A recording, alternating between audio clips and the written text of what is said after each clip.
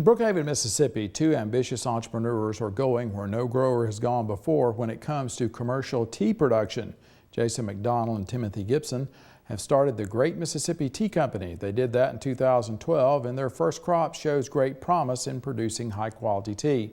The two have consulted the Mississippi State University Extension Service and other experts in their venture. Farmweek's Amy Taylor first brought us his story last September. Freshly brewed tea has been a beverage of choice in many cultures for thousands of years.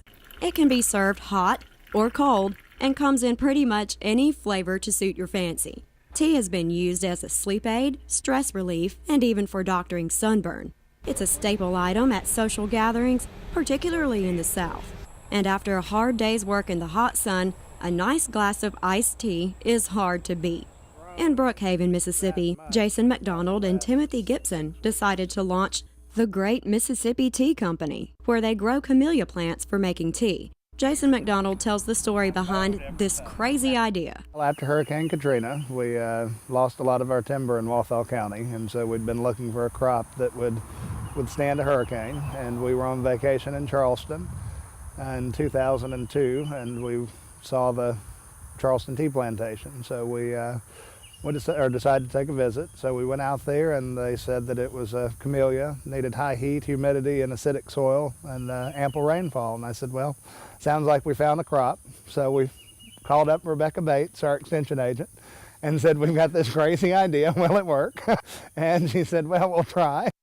I was thrilled. My background is horticulture, so I knew that tea came from a camellia plant. I knew that we grew camellias very well in Mississippi and in Lincoln County, but I really didn't know about the process of growing tea, the culture of tea.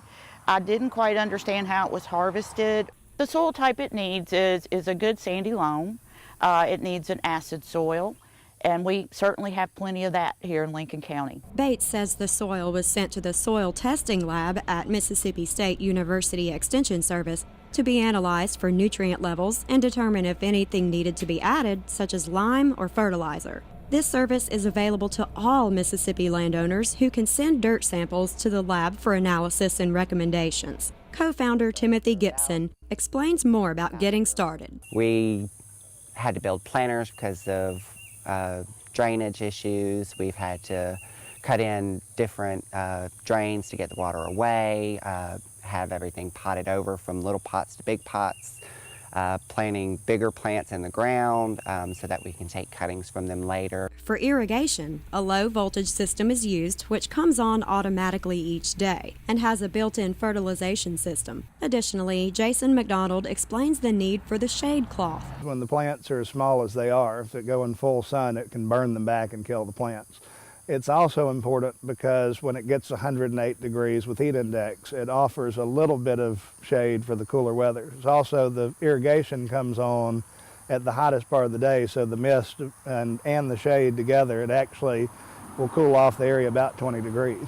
The tea company has a total of 30,000 plants. And at 2 years of age, the oldest portion of the crop is still a year away from harvest. Timothy Gibson explains the harvesting process. You have hand processing and mechanical processing.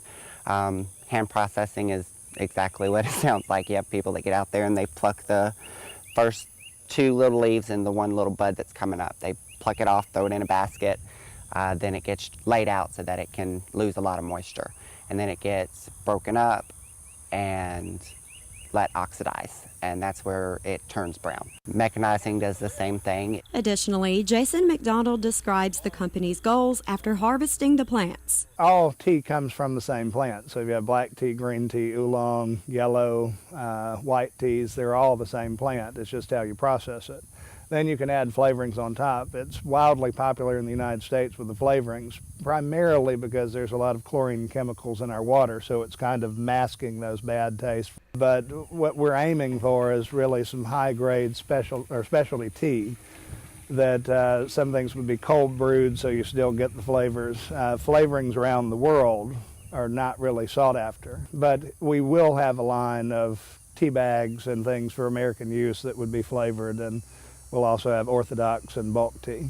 McDonald hopes to harvest an experimental tea crop by 2015, then offer small batches to limited customers in 2018 and ramp up to full production by 2020. He says they want to use a mechanizing process for harvesting that doesn't sacrifice the quality that hand processing would produce. Another goal is to reach out to the community. We think we've got something that's pretty unique and people want to come out. We've got some plans to talk with retired teachers and getting some lesson plans drawn up for school groups. We'll also offer wedding space, meeting spaces. We'll do tea processing workshops where people can come out and pick the tea by hand and make the tea, so it's something special they can take home. We'll have farm tours, hopefully. I'm all about farmers markets, so I would love to see it become a farmers market product. These type products could be sold at the market by the pound or just in small quantities. I would hope to see eventually that he could actually bottle some teas, some chai teas. Finally, Jason McDonald says in addition to guidance from MSU Extension Service, they were blessed to receive advice from tea consultant Nigel Milliken of the United Kingdom, as well as a grant from the Mississippi Department of Agriculture and Commerce. Until 2020 rolls around, we'll have to wait patiently before we see how the tea turns out. From Brookhaven, Mississippi, I'm Amy Taylor reporting.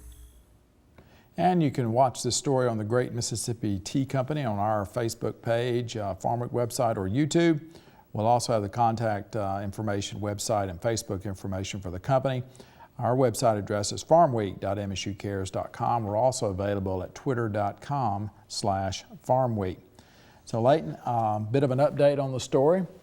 Harsh winter, down to 8 degrees, I think, on 2 occasions. Some of the plants were killed by the winter. So see, they're in the process of trying to determine which tea plants work best in our area, because we get the extremely cold temperatures, but then we get the temperatures that bounce back up, a day or two later, kind of harsh. So they're working on that. They're also using geese to weed their geese. Yes, to weed the crop, and I think we need to run down and take a look at that. That's an old time. Excuse me. That's an old time technique for cotton farming. So we look forward to. But at least they haven't had to withstand a hurricane yet. We haven't crossed that bridge yet. No.